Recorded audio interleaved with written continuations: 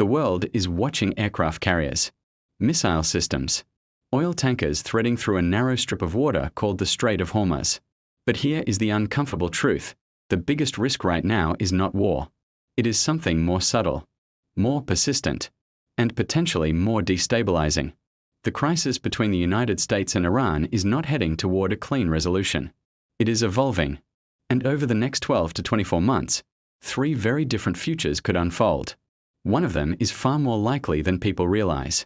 Another could shock the global economy overnight. And the third, the one almost no one is talking about, could quietly redefine power in the Gulf. Let me break it down. Scenario 1 is what I call managed escalation, and is the most likely to occur. This is not war. This is friction, permanently embedded into the system. In this scenario, Washington and Tehran continue operating below the threshold of full-scale conflict. No invasion, no regime collapse, no dramatic rupture. Instead, chronic tension. Iran applies pressure the way it always has, asymmetrically. Maritime harassment, proxy signaling, cyber operations. Small moves designed to create discomfort without triggering overwhelming retaliation. The United States responds with calibrated deterrence, targeted strikes, sanctions, naval patrols, precision messaging. Each side tests. Each side pushes. Neither crosses the line. Now zoom out. The Strait of Hormuz stays open, but it never feels safe. Insurance premiums for shipping rise. Energy traders bake risk into every contract. Oil prices swing not on supply shortages, but on headlines. Markets begin to normalize volatility. Energy importing economies, from Asia to Europe, adapt to a new baseline, persistent geopolitical friction. There is no dramatic breaking point, no grand peace agreement, just strategic tension priced into the global economy. And here is the key. This scenario is uncomfortable, but it is sustainable. That's why it's the most likely. Now let us talk about the scenario that keeps policymakers up at night. Scenario 2 is what I would call strategic shock. This is high impact, but lower probability. Not planned escalation, but miscalculation. A strike that goes further than intended. A proxy attack that causes mass casualties. A missile that lands where it was not supposed to. Escalation spirals. Not because anyone wanted war, but because events outran intentions. Imagine even temporary disruption in the Strait of Hormuz. Not closure, just uncertainty. Markets do not wait for confirmation. Oil spikes. Insurance explodes. Shipping pauses. Traders panic. The shock does not need to last weeks. It only needs to last days. Because in modern markets, uncertainty itself is the accelerant. Energy importing Asia feels inflation immediately. Europe faces renewed political pressure. Fuel costs hit consumers. Central banks get cornered between inflation and growth. Regional actors are pulled in. Missile defenses activate. Airspace closes. Diplomatic channels overload. War might still be contained. But the economic shock? Global. This is not about tanks crossing borders. It's about how tightly wired the energy system is to geopolitical stability. And when that wire snaps, even briefly, the shock travels instantly. Lower probability? Yes. Lower impact? Absolutely not.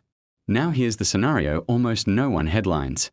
Scenario 3 is what I would call cold stabilization, and is underestimated. Quiet de-escalation.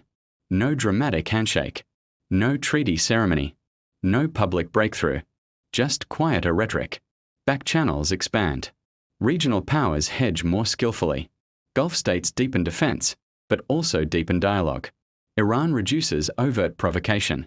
In exchange, it gains limited economic breathing space. Sanctions remain. Pressure remains.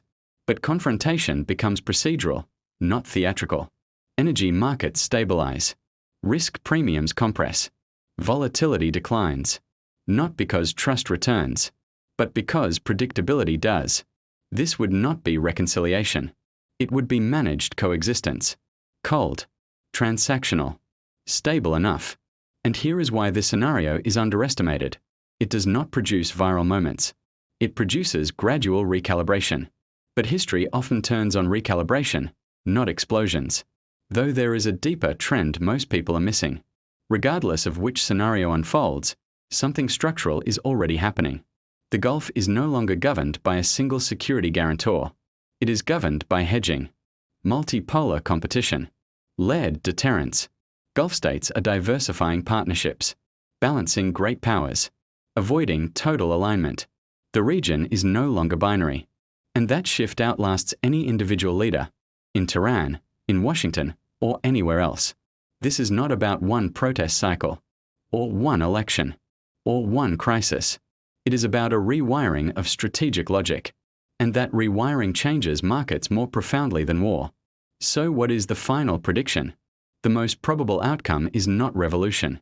It is normalization of instability, a world where energy markets permanently price geopolitical friction, a Gulf where escalation is calibrated, not catastrophic, a global system adjusting to uncertainty as baseline condition. Investors will adapt, governments will hedge, security doctrines will evolve. But the era of assuming Gulf tensions are episodic? That era is over. Tension is no longer an event. It is structural. And structural instability does not explode. It lingers. And when instability lingers, it reshapes the world quietly. The question is not whether tension persists. It's how it mutates. And the next 12 months will tell us which version of the future we are about to live in. If you want deeper breakdowns on geopolitical risk, energy markets, and the strategic forces reshaping the global order, subscribe. Because this story is not ending. It's evolving.